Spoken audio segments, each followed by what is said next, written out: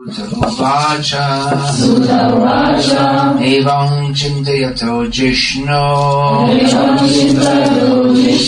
Krishna Pada Saroruham Sohardena Tigardhena Shanta Sid Vimalamatihi. Sutta Goswami said, thus being deeply absorbed in thinking of the instructions of the Lord, which were imparted in the great intimacy of friendship, and in thinking of his lotus feet, Arjuna's mind became pacified and free from all material contamination. Purport: since the Lord is absolute, deep meditation upon him is as good as yogic trance. The Lord is non-different from his name, form, quality, pastimes, entourage, and specific actions. Arjuna began to think of the Lord's instructions to him on the battlefield of Kurukshetra.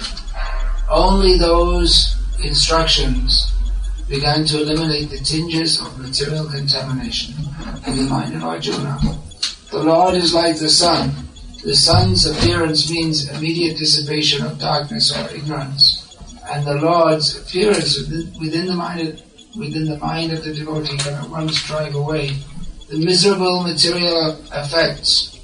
Lord Chaitanya has therefore recommended constant chanting of the name of the Lord for protection from all contamination of the material world. The feeling of separation from the Lord is undoubtedly painful to the devotee, but because it is in connection with the Lord, it has a specific transcendental effect which pacifies the heart. Feelings of separation are also sources of transcendental bliss, and they are never comparable to contaminated material feelings of separation. Hare Krishna, Krishna Krishna, Hare Hare, Hare Rama, Rama Rama, Hare Hare. Sohardena Tigardena. Very deep and intimate friendship.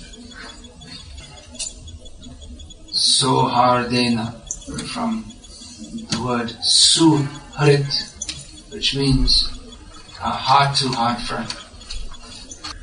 Prabhupada once explained the 3 levels of friends. Mitra means general well-wisher, little more than an acquaintance. Bandhu means friend, good, someone you're good terms with. You know well and you're on good terms with.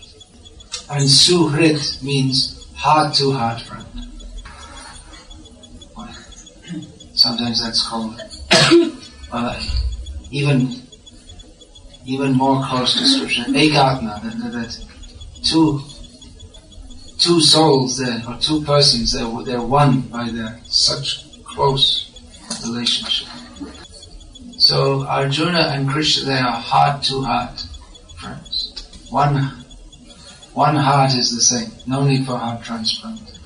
Sadhavo hridayoma yam sadhunam hridayam toham adanyatena jananti naham te vyomanagapi. When Durvasa Muni came to Lord Vishnu seeking protection, what an escapade that was.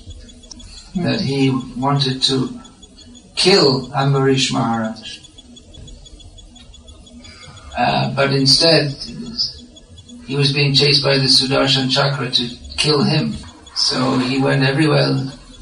He who was the attacker was going everywhere looking for someone to protect him.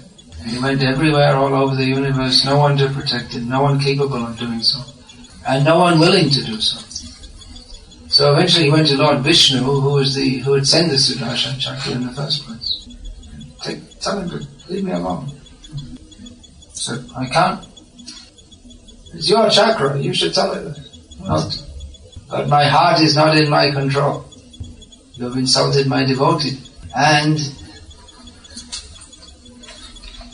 Prabhupada translates that the devotees are in my heart and I am in their heart. But actually, if you see the original wording, I think you can confirm that, says that the sadhus are my heart and I am their heart. But it's like Gangayam Ghosh, like that. So because it actually says the saints are my heart, but because it's understood, it's figurative language, so it's that they're in my heart. They know nothing but me and I know nothing but them. So this is heart-to-heart friendship, which Krishna shares with so many, with an unlimited number of devotees. Sometimes there's these romantic stories in which someone says to another, I cannot love you, I've already given my heart to someone else. But Krishna gives his heart to his devotee, and gives it to another one, and another one, and another one, and another one. And it's not divided. He gives his full heart to every devotee, if the devotee gives his full heart to Krishna. But then, so how is that possible? That's possible because he is Suhridam Sarvabhutanam. He is the Suhrid, or the heart-to-heart friend of every living being. He is the Bhuktaram Yagya Tapasa. He is the enjoyer of all sacrifices and austerities. He is Sarvaloka Maheshwaram. The proprietor of all, controller of all planets, supreme control. But that's not very important from his own point of view. Yeah, okay, I'm God. I'm not very interested in God. The real thing I'm interested in is my devotee. There are so many examples. When Lord Brahma came, of course he's also a devotee, but he was praying to Krishna, yes, I'm very sorry, I insulted you, and I took away your cows and your cow-fed boys, praising Krishna in actually very important philosophical terms. And Krishna said, I'd really like to get back to playing with my friends. But this funny fellow with 4 heads, he looks quite upset, so I guess I'd better humor him. I hope he finishes quickly. People in the material world, they try so hard to become big and powerful and famous. Well, Krishna's the biggest and most powerful and most famous. But what he's really interested in is playing with his friends. Who can understand? Arjuna is a friend of Krishna. He's a friend in his Dwaraka Leela. Of course, Arjuna is mostly based in Hastinapur. But Krishna again and again would make the journey from Dwaraka to Hastinapur to see the Pandavas, and especially Arjuna. He loves all the Pandavas. He's known to be especially close to Arjuna. So their relationship is very deep and very intimate. And Krishna, playing like an ordinary human being, assists Arjuna in all his affairs. So Arjuna is a very famous devotee in Sakya Ras, very intimate with Krishna, lying on the bed with him, joking with him, insulting him. Hey Yadava! It's a mild insult, because you see, we're Kurus, and you're just Yadavas. We're a higher caste than you. But anyway, it's okay. I'm still your friend. I'll allow you to be my friend. When Arjuna saw the universal form, he thought, oh, yeah, I knew Krishna was God, but I didn't think he was God that much. I was lying on the bed with him, joking with him. I'm sorry, Krishna, I didn't mean to insult you. So Prabhupada explained that when Arjuna saw the universal form and became very reverential to Krishna, he actually went backwards in Bhakti. Some people might think, well, it's good, Arjuna should, understand who Krishna is and not be so rude to him. How Arjuna actually understood. He learned a lesson. But Prabhupada explained, actually in terms of Bhakti, he came backwards. Because his awe and reverence increased, and his heart-to-heart friendship, what would you call it? Sohridya? What's the word? Sohridam? Depends. his heart-to-heart friendship decreased. So among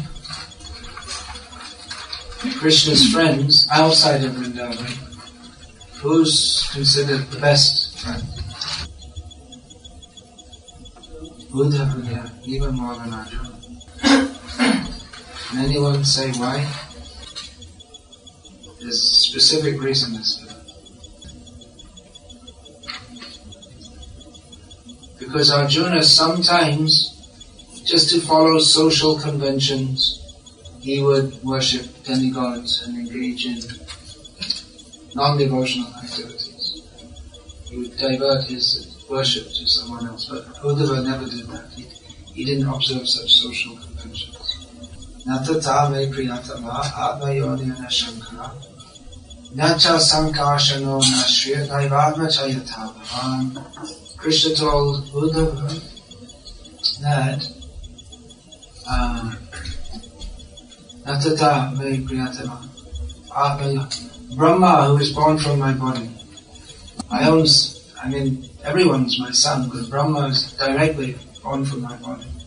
And Lord Shiva, who is described as Vaishnava Yatarasham, who is in the list of comparisons given. He's given as an example of a great Vaishnava. He is Shankara, means he makes auspiciousness.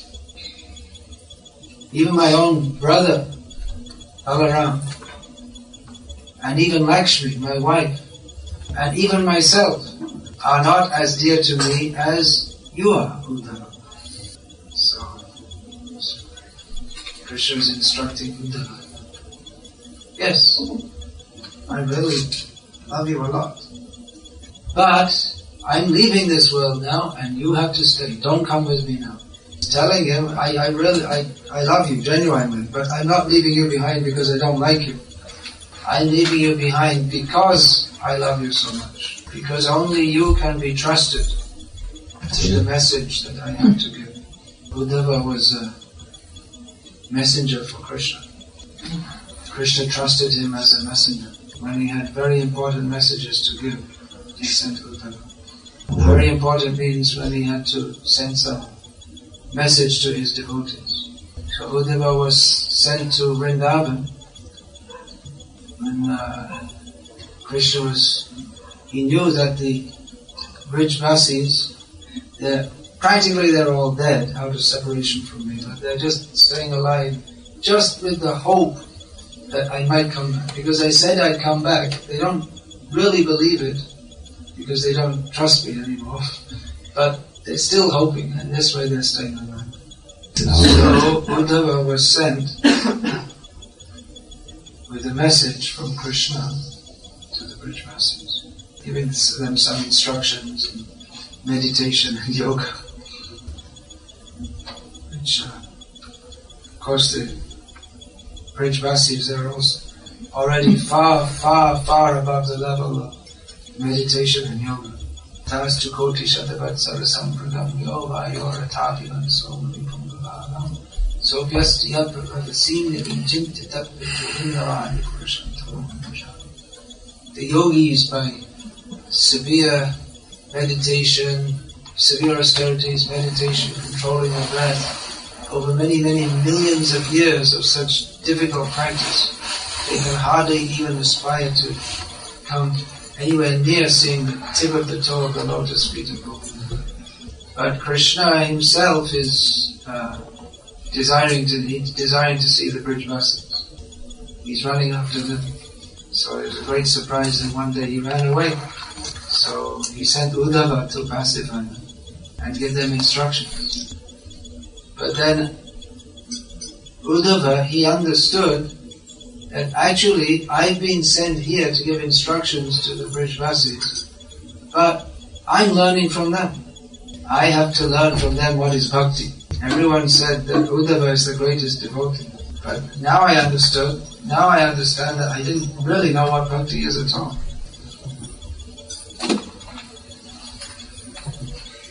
So Uddhava entered Vrindavan, although he's part of Dwarka Leela. And his place is in Dwarka, giving pleasure to Krishna in his Dwarka Leela. But he aspires to be some leaf or creeper in Vrindavan.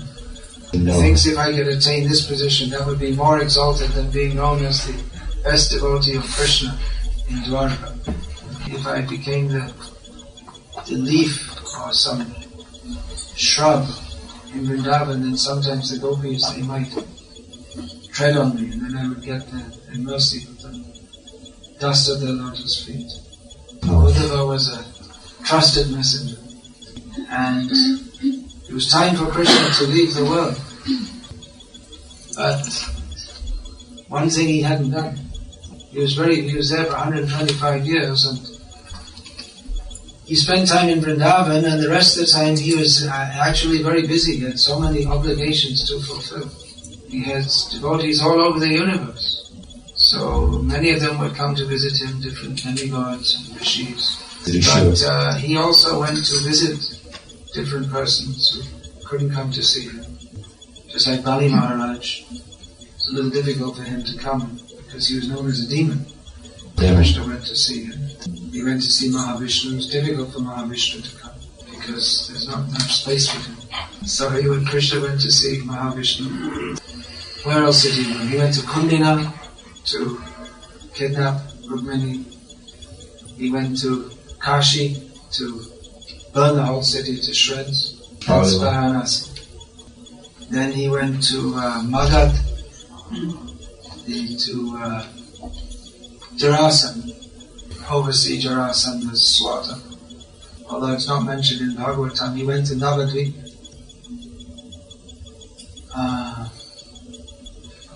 Then so many times he went to Hastinapur, he went to passing on all the places on the way. Then Kurukshetra. And beyond this planet, he said, he went to Sutala to see Bali Maharaj. Then he went to the bottom of the universe, to Yamaraj's place, to look for the son of his teacher, Sandipani Muni.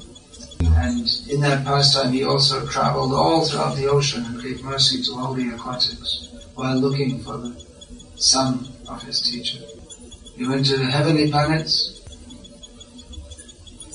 to return the earrings that were stolen by Narakasura. So in this way he traveled extensively, and in this way gave mercy to so many different devotees in the universe. But he hadn't been to Bhadragashram, where Narayana Rishi was, because it's a big job. It's a big endeavor to go there. It takes a few months to go walking from Haridwar to Bhadragashram. Nowadays you can take a bus in 24 hours. And if you're God, you can just go there as you like, but as Krishna was playing Naralila, playing like a human being, you would have to go by the walking method. So he didn't have time to get up to Bhadragashram, but he wanted to give instruction and give his association to Narayana Rishi and the sages accompanying him there. So when he was leaving this world, he said, Uddhava, you go. You go and give my instructions to them. Uddhava even looked like Krishna. When he first entered Vrindavan, the gopis thought, oh, he looks just like Krishna. Very dark complexion and very beautiful. So Krishna spoke to Uddhava what is known as Bhagavad-gita, which is of course very similar to the Bhagavad-gita, but gives more detail on various points. And therein Krishna reveals his heart even more so than he did to Arjuna. His Uddhava was even more intimate friend than Arjuna. Not that there's anything lacking in the relationship between Arjuna and Krishna, but that between Krishna and Uddhava is even more perfect. So Krishna was instructing Uddhava just before Krishna was leaving this world. And Uddhava already had visited Vrindavan, so he was privy to Vrindavan Leela and some of the secrets thereof. So in the course, Krishna was instructing him about yoga, and controlling the mind, and detachment from material life. And then he came to speak, but actually, these topics are not very important. The thing I'm really interested in is Bhakti. If devotees, they love me. He said, Nasadi ati mam yoga. I cannot be very much pleased by the yoga process. Dharmyam, Samkhyam, even by strictly following Varnashram or by studying Samkhya, all these different processes. Yatha Bhakti, Lord Jesus. They do not satisfy me in the same way as devotees with their pure devotional service do so. So in the course of glorifying Bhakti and his devotees, Krishna he just revealed to Uddhava that, and among all the devotees, the gopis of Vrindavan, they are the best, they are the most beautiful. He said that. He revealed his heart, the heart of his heart, what is in Krishna's inner heart, he revealed to Uddhava. And Uddhava was to reveal this to the sages at Vainashana. So here in Bhagavatam we have the topmost topics of spiritual life. Very foolish, hard-hearted people. They think that bhakti is just some stories for sentimental people. They become so-called jnanis, and being proud of their knowledge and renunciation, they become hard-hearted. So they cannot appreciate the beauty of the affectionate dealings between Krishna and his devotees. They cannot appreciate the beauty of Krishna. They cannot appreciate the sweetness of Krishna consciousness. They become detached from material life, but they remain detached from Krishna. So what's the use?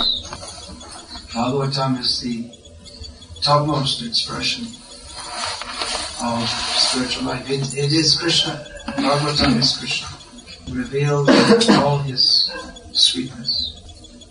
We study Bhakti Shastri course that to understand the philosophy of Bhagavatam. But non-different from the philosophy is the expression of rasa, which is what distinguishes Bhagavatam.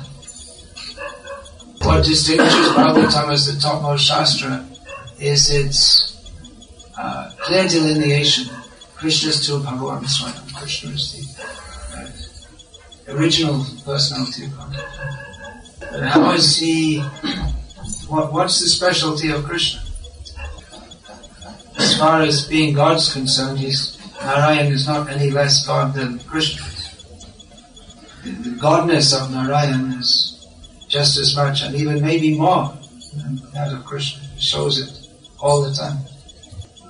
But Krishna's greatness lies in his in four particular qualities which are not they're not related to his godness or his power, his glory, his opulence, or rather they are a different kind of power and glory and opulence. They are his Venu Madhuri, the sweetness of his flute.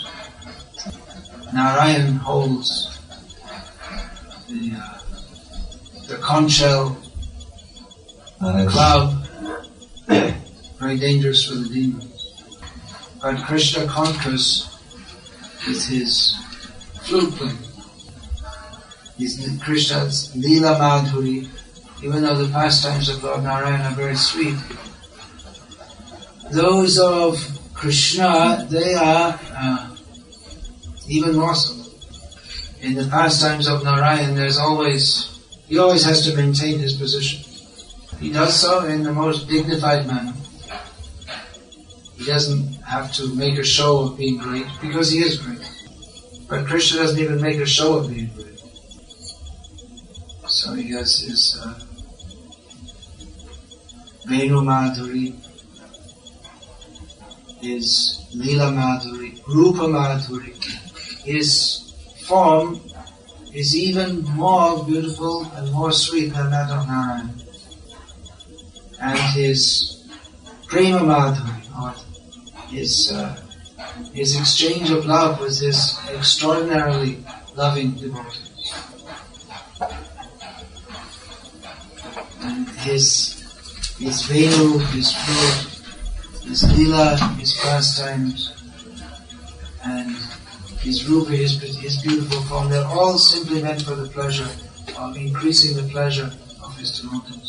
So Srimad Bhagavatam can be properly or fully appreciated by those who understand it through Chaitanya Mahaprabhu. So as stated, or Krishna's Kaviraj Goswami has described, Madhurya Bhagavatasa, the essence of God's godness, or the state of Him being God, is sweetness.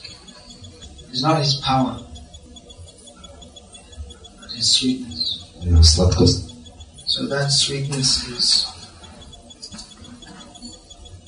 particularly Krishna, his pastimes, his forms, his qualities, his flute, his names, they are particularly sweet.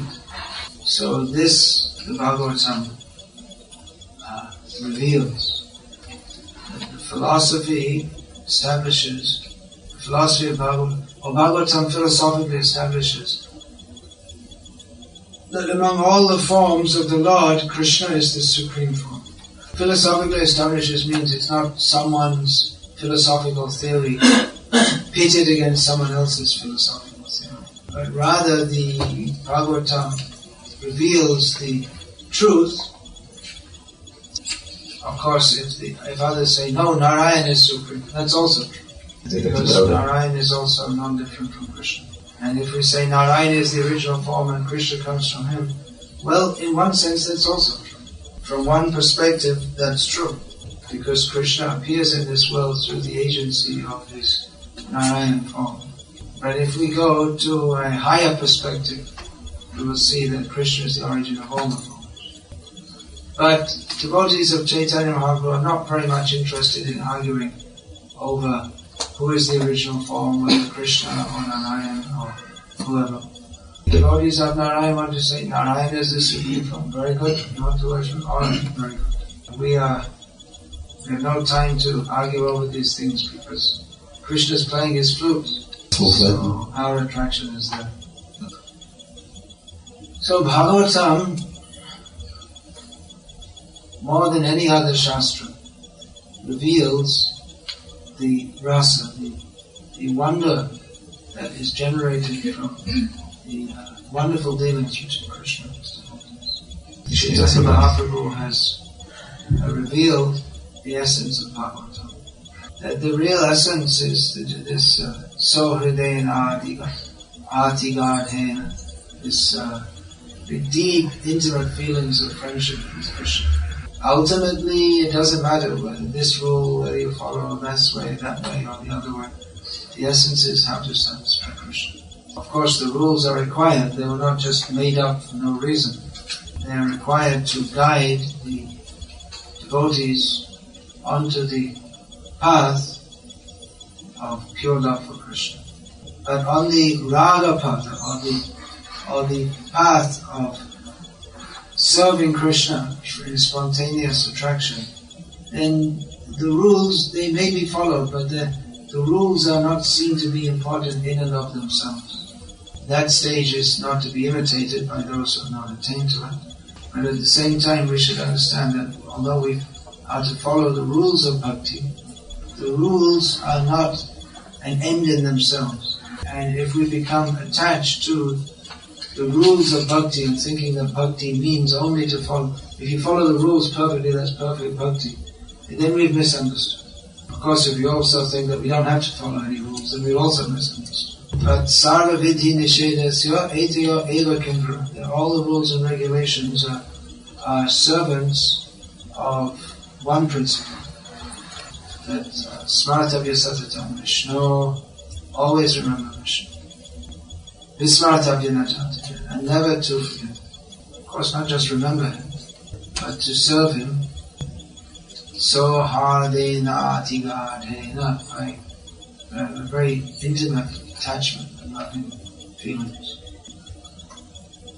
So, Habe Balo Shaidinama, when will that day be? When I was new in the temple, a long time, so one devotee was saying about Gurudas. Maybe he wrote a book recently about his remembrances of Prabhupada's earliest disciples. So he was speaking at Bhaktivedanta Mana, and he said, we are looking forward to the day when we have to, for the kirtan paraphernalia, we have mridanga, kartals, and a mop. The mop is for wiping up the tears. Well, we've got a long way to go. And even we recommended don't show tears. That's a big show. Don't be a sahaji. Lots of tears with no real feeling. Feeling should be, that can be expressed in our strong desire to serve Krishna always. But again, it's not mechanical. We have a program to follow, things to do, we have to do it in an organized way.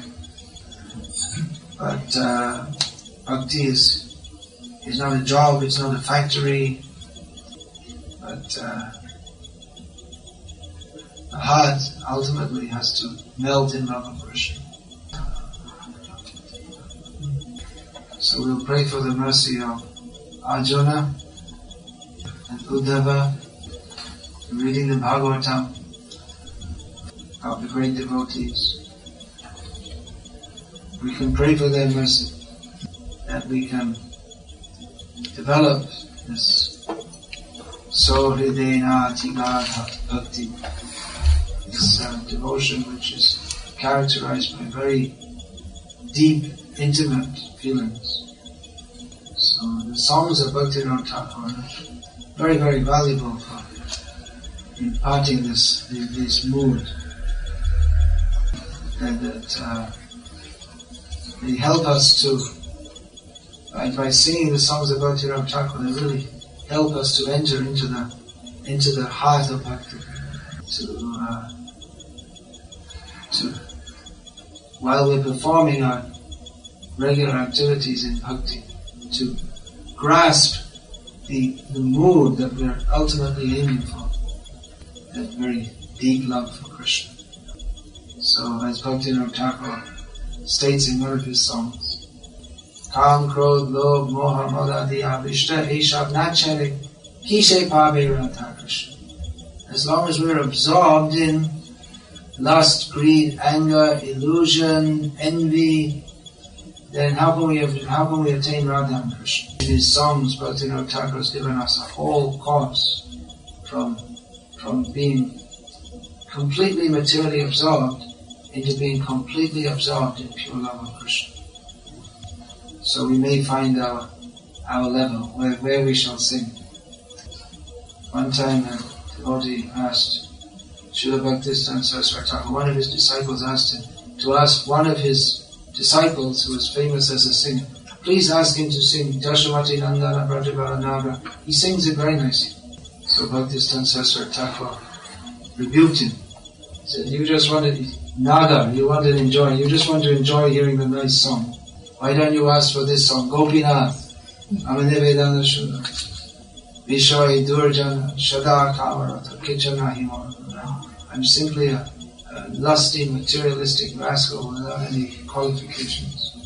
That song, Jashavati Nandana, he made part of the daily liturgy in the Gauriya, to be sung in the midday arati. But on this occasion, he didn't like the mood of the person singing like that. So that heart-to-heart friendship with Krishna, that is our aim. That is a very high principle. We shall worship the devotees who are on the Radha path of spontaneous love. How shall we do that? Shall we go to Vrindavan and sit under a tree? Well, we're more likely to find Krishna on the streets of Prague by distributing these books and giving these books to others, joining others to Krishna. That is very pleasing to Krishna. Those who go on with this service, they can gradually, as they go on year after year after year, they can realize more and more deeply what is the significance of this. This is fulfilling Chaitanya Mahaprabhu's design. Shri Chaitanya Mano Bhishtam Sthapitam Jena Bhutale Swayam Rupa Gadamahyam Dadati Sukadatikam. When will Srila Rupa Goswami Prabhupada, who is revealed within this world, the inner heart's desire of Chaitanya Mahaprabhu, when will he give me the shelter of his lotus feet? So generally this verse is understood to mean that Rupa Goswami revealed the inner heart's desire. How he revealed the inner heart's desire of Chaitanya Mahaprabhu. That is described in Chaitanya Charitamrita. Rupa Goswami understood that Chaitanya Mahaprabhu is Radha he's Krishna in the mood of Radha at Kurukshetra, desiring to get the association of Krishna and bring him to Vrindavan. So apart from Chaitanya Mahaprabhu, only one other person understood this, apart from Rupa Goswami, who was Sarup Damodar Goswami. But he didn't tell anyone else. But Rupa Goswami revealed it in his writings. So that Rupa Goswami revealed the heart's desire of Chaitanya Mahaprabhu is generally understood to be this. But Srila Bhaktisiddhanta Saraswati Thakur pointed out that Chaitanya Mahaprabhu has some other desire also. Priti vite ache jata nagaradi gram sabata porcha hoivimana, that his name be preached all over the world. So those who partake in activities for preaching Krishna consciousness all over the world, they are satisfying the heart of Chaitanya Mahaprabhu. And one who understands this can remain steady in preaching activities and book distribution. If we do so for any kind of sense gratification, such as that people will praise me, they'll think I'm a great devotee. If we think like that, then we cannot continue the preaching activities, because there's no taste in name, fame and glory. There's some taste, but it's not any taste. Plus, it's offensive to Krishna and all the acharyas to use their mission for our own self-aggrandizement. But one who is actually surrendered to their mission is gradually blessed with the understanding of the significance of what we are doing, giving people the opportunity to come from totally sinful life to the totally elevated life of Vrindavan. So one can become very dear to Krishna if one dedicates one's life to doing what Krishna wants us to do. So with this understanding, a devotee can remain fixed in the preaching mission. It's not that the distributing books, preaching in various ways, it's just something for neophytes. And when you become more advanced, then you become a Babaji. Just recently in Bombay, that was the last Ekadashi. In Juhu Temple, they read on Ekadashi the Prabhupada Lilamrita. So I was reading that for the class. So in commenting on that, I made the point that Prabhupada said, we don't want Babaji class. So one man came up after the class and he was dressed a little bit like a Babaji, but with longer cloth, not just above his knees, but longer. And he spoke to me respectfully, but somewhat agitated. That, well, how can you insult the Babajis? They're on a very high level. Actually, when I was a young man, Prabhupada stayed in our house, and I didn't appreciate it at the time, but now I appreciate it. And we had some discussion. I said, we're not against Babajis per se. We worship Srila Gaura Kishodas Babaji. But this kind of those who imitate without serving the mission of the Lord, they were condemned. Not condemned, but they were the fault of doing that was pointed out, especially by Srila Bhakti.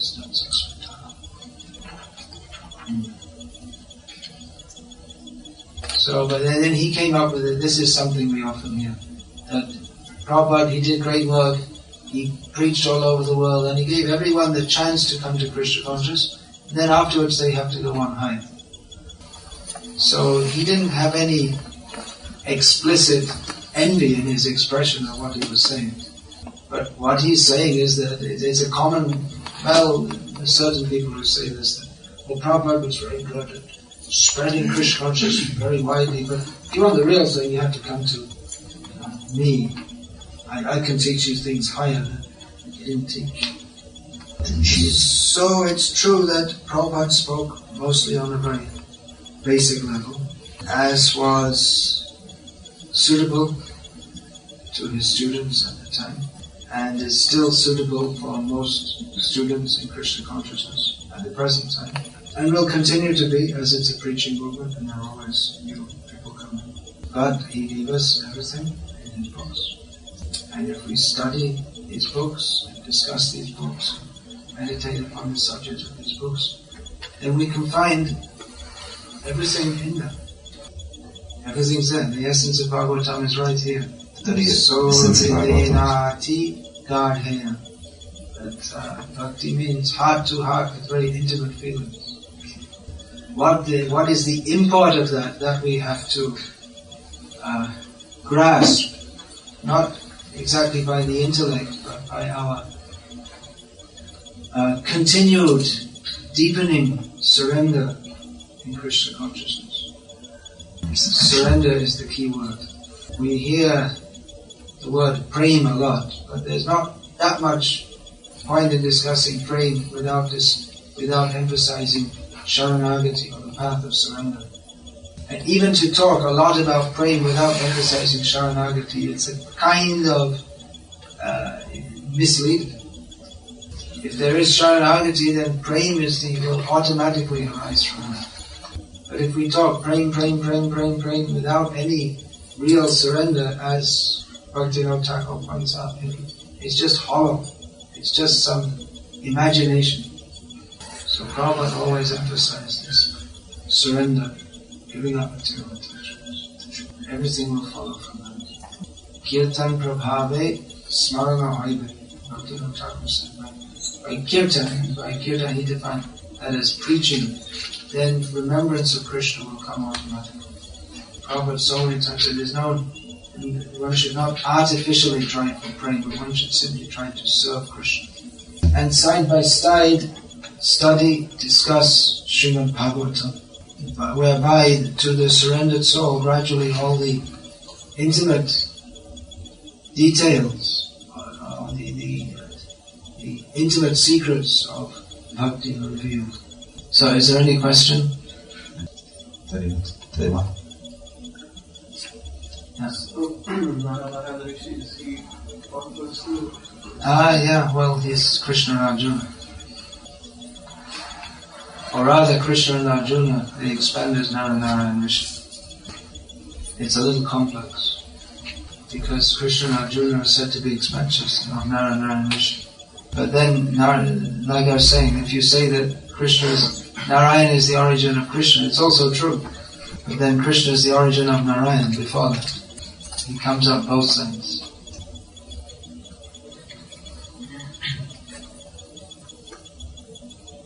Any other question?